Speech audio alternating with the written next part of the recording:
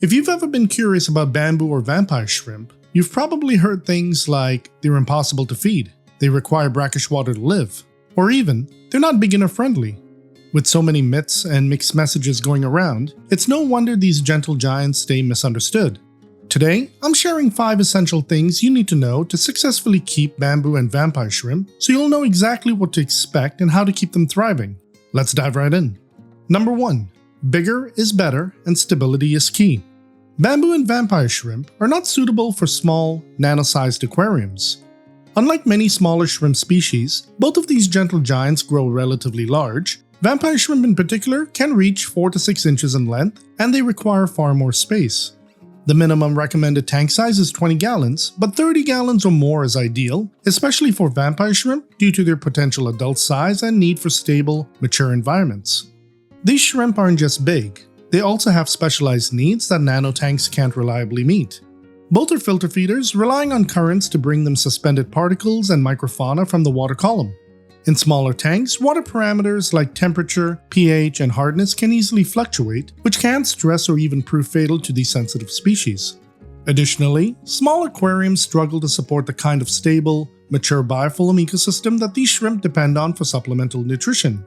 To set up a proper habitat, your tank should include plenty of hiding places and perching areas using driftwood, rocks, caves, PVC tubes, and even live plants. In my setup, the shrimp love perching on the driftwood and jungle vallecin area, and they make good use of the small caves and crevices. A strong but gentle water flow is also essential, and this can be provided using a filter, wave maker, or spray bar to help keep food particles suspended in the water column. When positioning your hardscape, it's important to think about where the current flows. If your setup is dialed in, you'll often find your shrimp hanging out in these flow zones, calmly feeding with your fans and rarely wandering from that spot. Soft lighting and shaded areas are another important detail, particularly for vampire shrimp, which tend to be more sensitive to bright light as they're nocturnal creatures. Creating dim corners or shaded patches with plants or driftwood will help keep them secure and more comfortable during the day.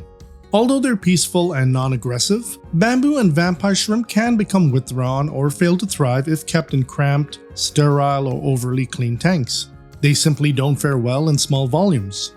Providing ample space, stable parameters, and a mature, particle-rich environment is absolutely essential to keeping them healthy and happy long-term.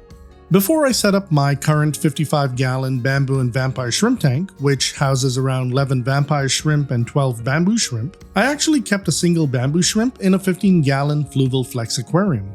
It really thrived there because I used a 3D printed spray bar that I ordered from a shop on Etsy.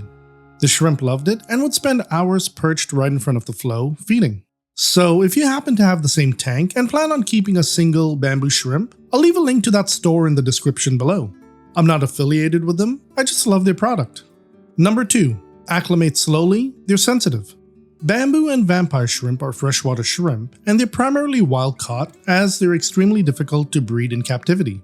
Their larvae require brackish water to develop into juveniles, which makes successful captive breeding rare.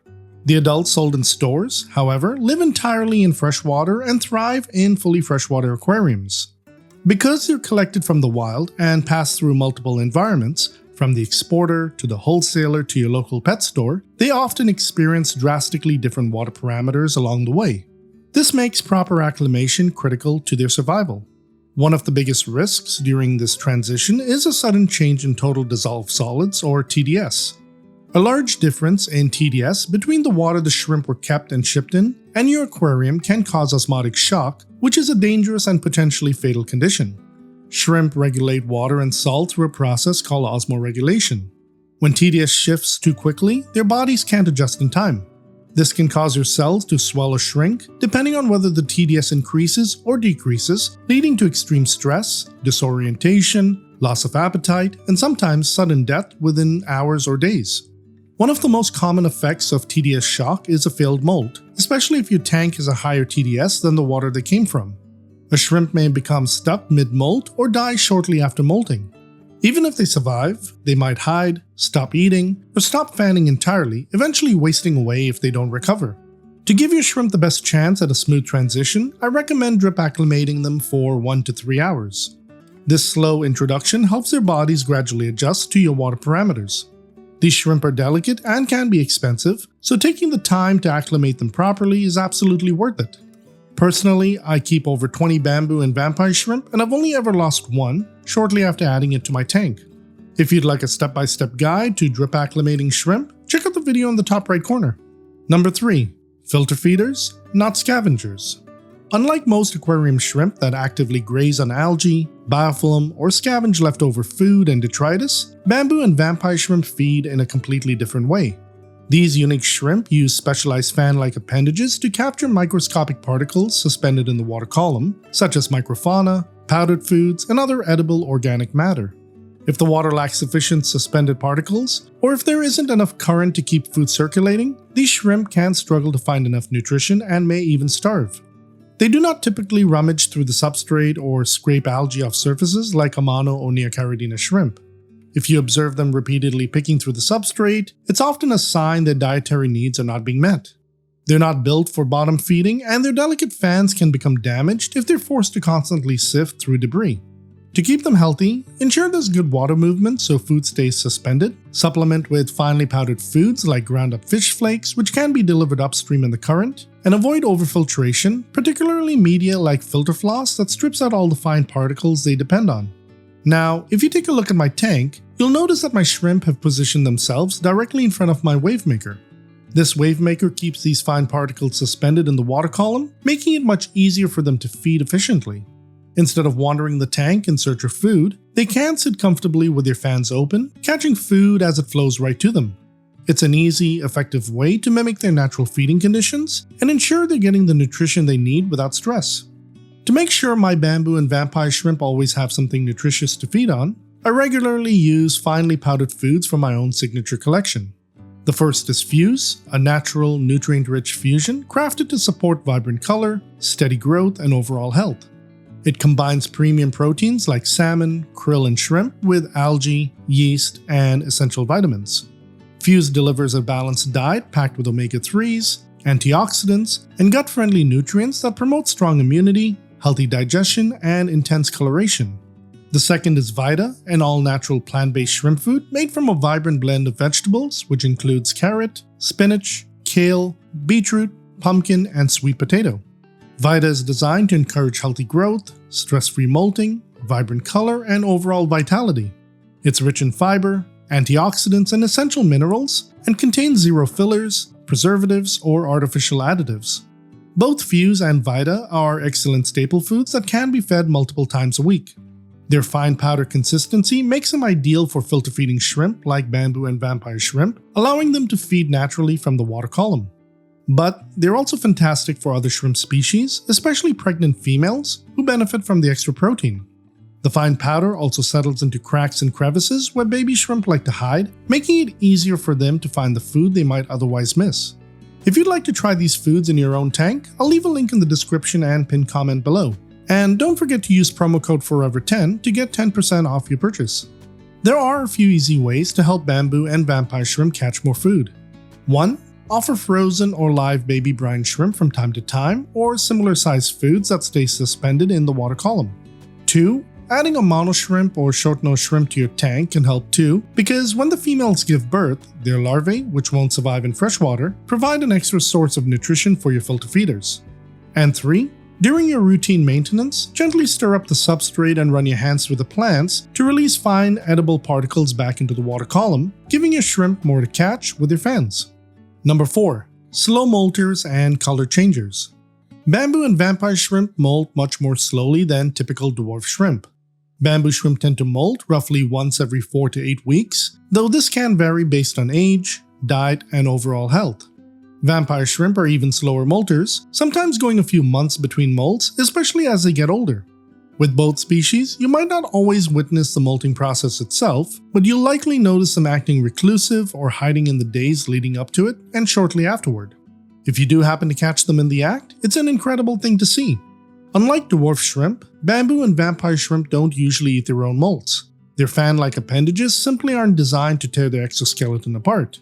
However, if you have other shrimp or snails in the tank, it's worth leaving the molt in, as they'll gladly consume it, and it's a great source of calcium for their shells. Both species are also known for their impressive color-changing abilities. Bamboo shrimp can exhibit subtle but noticeable shifts, typically in shades of reddish-brown, tan, orange, greenish, or blue-gray. These variations are influenced by factors like age, diet, environment, and water conditions. While they are capable of changing color, the transitions are usually gradual rather than sudden. Most aquarists have noticed shifts between earthy tones like browns, rusts, and tans, with occasional greenish or orange hues. Vampire shrimp are even more dramatic in this regard. They can appear ghostly white, pale lavender, dark gray, or deep blue, sometimes changing from one extreme to another in just a week. If you keep a group of 5 or more, you'll often see a constantly shifting, mesmerizing palette across your tank. Like bamboo shrimp, their color changes are influenced by age, diet, environment, and water conditions. Watching them transform over time is easily one of the coolest parts of keeping these gentle giants. Number 5. The secrets in the legs. Sexing bamboo shrimp becomes much easier once they reach about 2 inches in length. Males are usually larger overall, but the easiest way to tell them apart is by looking at the first pair of legs. Males have noticeably thicker, bulkier front legs, often with small spikes or club-like appearance that stand out from the rest. Females, on the other hand, have walking legs that are more uniform in size, with the first pair looking just like the others. Females also tend to have a wider body and longer carapace, with a noticeably broader abdomen designed for carrying eggs. Vampire shrimp show similar differences between the sexes, but with their own unique traits. Males are generally larger, with thick bristled front legs, especially noticeable just behind the main joint. These legs are much bulkier than those of females, who have thinner, more uniform limbs. Females also have a broader, rounder abdominal section that gives them a fuller belly compared to the slimmer-bodied males. These differences start to become visible around 2 to 2.5 inches and are quite obvious once they hit the 3-inch mark. Since breeding either species in captivity is extremely rare, sexing them is mostly useful for identification and observation purposes. Bamboo and vampire shrimp are both a true joy to keep. Peaceful, fascinating, and full of personality, these gentle giants bring a unique calm to any freshwater setup. If you've got the right conditions, a little patience, and you're thinking of keeping one or both of these species, they'll reward you with endless hours of quiet, mesmerizing behavior. Whether you already keep one, both, or have them on your bucket list, let me know in the comments, and feel free to share any tips or experiences you've had. And don't forget to check the description and pinned comment for a link to my full shrimp food collection. These 5 points were just the tip of the iceberg.